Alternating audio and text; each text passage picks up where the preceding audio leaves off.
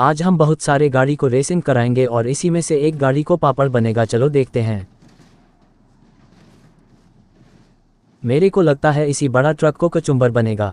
मुझे देखकर इग्नोर मत करना। इस बार जो भी परीक्षा में पास होना चाहता है मैं पास कर दूंगी, लेकिन मेरा भी एक काम करना होगा तुम्हें। इस वीडियो को लाइक और चैनल को सब्सक्राइब करना होगा और 5 सच्चे दोस्तों को शेयर करना होगा। और मेरे बेटे जाते जाते कमेंट में सरस्वती माँ। इस गाड़ी को पूरा पापड़ ही बन गया।